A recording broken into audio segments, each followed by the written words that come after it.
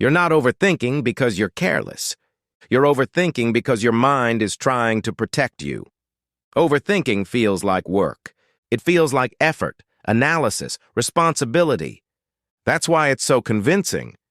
It feels productive, even when nothing changes. There is a reason overthinking is so hard to stop. It gives your brain the same signals as problem solving. You feel busy. You feel engaged. You feel like something important is happening. But most of the time, it isn't. Overthinking is not thinking too much. It's thinking without movement. It's mental activity that never leaves your head. And because it stays internal, it never gets tested by reality. From the inside, it feels like progress. From the outside, nothing moves. Your brain does not distinguish clearly between imagined action and real action. Both activate similar systems. Planning feels like doing. Analyzing feels like preparing. Running scenarios feels like control. And control feels like safety. This is why overthinking is so seductive. It promises relief without risk. You can replay conversations. You can rehearse outcomes. You can imagine every possible version of the future. And as long as it stays imagined, nothing can go wrong yet. Overthinking keeps you busy while protecting you from exposure. That combination is powerful. At first, overthinking looks responsible. You tell yourself you're being careful. You want to make the right decision. You don't want to rush. You don't want to repeat past mistakes. All of that sounds reasonable. But slowly, something changes. Thinking replaces acting. Instead of clarifying things, thought multiplies them. Each answer produces new questions. Each conclusion opens new uncertainties. The loop tightens. You tell yourself you'll act once you understand things fully. But full understanding never arrives. There is always another angle, another possibility, another risk to consider, another detail to account for. Overthinking thrives on the illusion of completeness, the belief that if you think long enough, you'll eliminate uncertainty. But uncertainty cannot be eliminated by thinking. It can only be reduced by action. This is the contradiction at the heart of overthinking. It tries to solve a practical problem using only mental tools. It's like trying to learn to swim by reading about water. No amount of thinking replaces the experience, yet the mind prefers thinking. Because thinking feels safer, action exposes you to feedback. Feedback can be uncomfortable. Thinking allows you to stay in control. Reality does not. This is why overthinking often increases during periods of stress or transition. When stakes feel high, the mind tightens its grip. You feel pressure to get things right, so you think more. But the more you think, the more complex everything feels, and complexity feeds anxiety. Soon, overthinking no longer feels optional. It feels necessary. You wake up thinking. You fall asleep thinking. Your mind runs constantly in the background, reviewing, replaying, forecasting. Even rest becomes mental activity. Your body stops, but your mind doesn't. This is where overthinking starts to drain you. Not because you're thinking too much, but because nothing ever resolves. Thoughts without resolution accumulate. They pile up. And the weight of unresolved thinking creates fatigue. A specific kind of mental exhaustion. You feel tired even when you haven't done anything, because your nervous system has been active all day. Overthinking creates the sensation of busyness without accomplishment. You feel occupied, but empty. At some point, you may notice something unsettling. The more you think, the less capable you feel. Decisions feel heavier. Choices feel riskier. Confidence decreases. Doubt expands. This happens because overthinking trains your brain to focus on what could go wrong. It rehearses failure.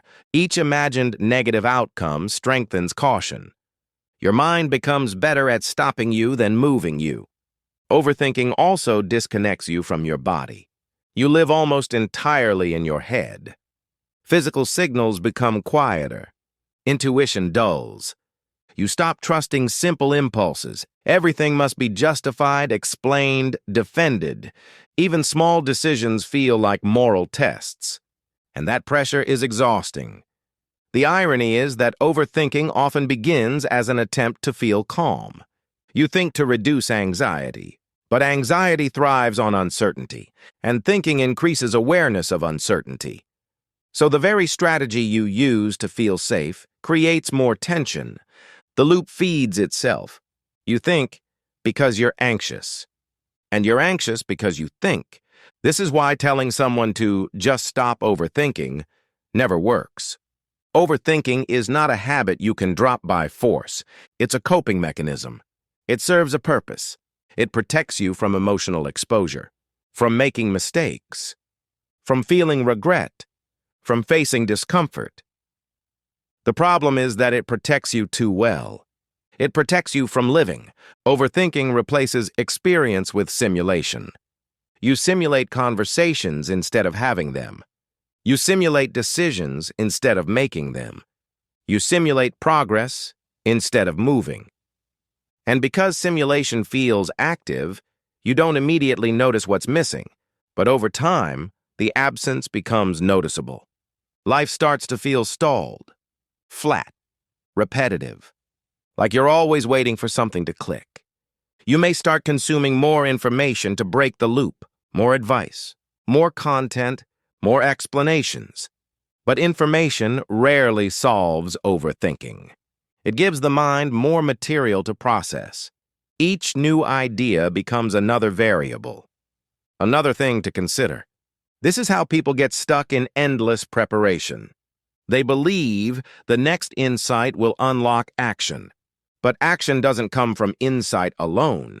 It comes from engagement. Overthinking thrives in isolation. It weakens when confronted with reality. Reality simplifies things. It forces clarity.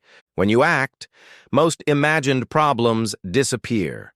Others become manageable. Action collapses complexity. Thinking expands it. This is why even imperfect action often feels relieving, not because it's successful, but because it ends the loop. Something finally resolves. Something becomes real. But taking action feels risky when you're used to thinking. It removes your protective buffer. You no longer get to imagine all outcomes. You experience one. That loss of imagined control feels threatening. So the mind resists. It tells you to wait, to think a little more, to be sure, to prepare. This voice sounds reasonable. It uses logic. It warns you of consequences. It highlights potential mistakes, but it rarely asks what the cost of waiting is, or what is being lost by staying in thought. Overthinking rarely asks about time. It focuses on correctness. But life is not only about making the right choice. It's also about making choices in time. A delayed life is not a safer life. It's a quieter one. You don't remember periods of overthinking clearly. They blur together, because nothing distinct happens inside them. No contrast, no markers, no lived moments. This is why people often feel like time speeds up during phases of anxiety. Not because life is busy, but because it's mentally repetitive. The brain compresses it. Overthinking days look identical from the inside. They collapse in memory. Action creates contrast. Contrast creates memory. Memory slows time. This is why even difficult experiences feel richer in hindsight than safe stagnation. There is another subtle effect of overthinking. It shifts responsibility inward. You begin to believe that if you just think better, everything will work out. If you analyze correctly, you'll avoid pain. But life does not reward perfect thinking. It responds to engagement. No amount of analysis guarantees outcomes. And accepting that is uncomfortable. Overthinking allows you to postpone that acceptance. It delays surrender. Eventually, this leads to a strange form of self-blame. When things don't change, you assume you haven't thought enough, so you think more. And the cycle deepens. The truth is simpler and harder at the same time. Most clarity comes after action, not before it. Most confidence follows movement, not planning. Most learning happens through feedback. Thinking is meant to support action, not replace it. When thinking becomes a substitute for living, it turns against you. It consumes energy without producing direction.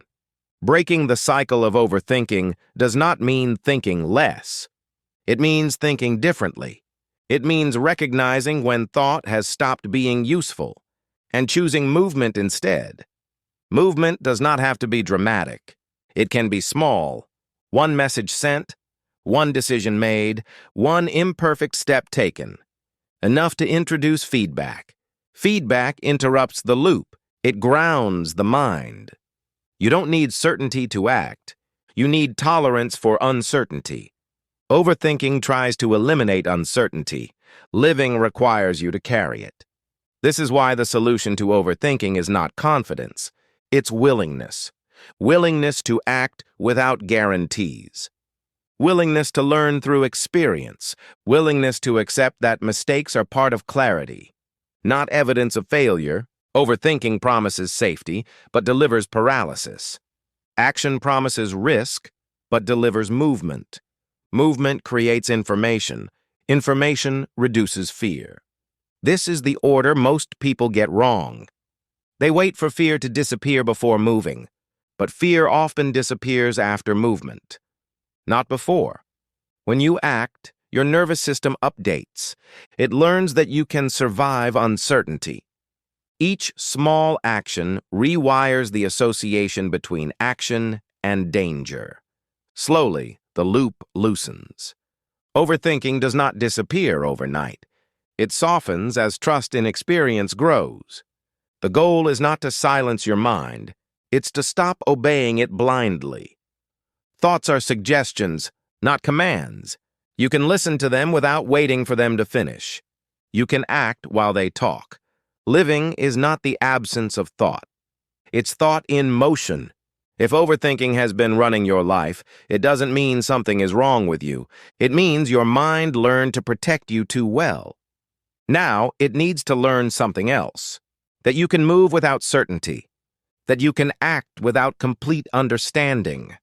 That life happens through participation. You don't need to solve everything mentally. You need to experience more, not perfectly, not confidently, just honestly. That's where overthinking loses its grip.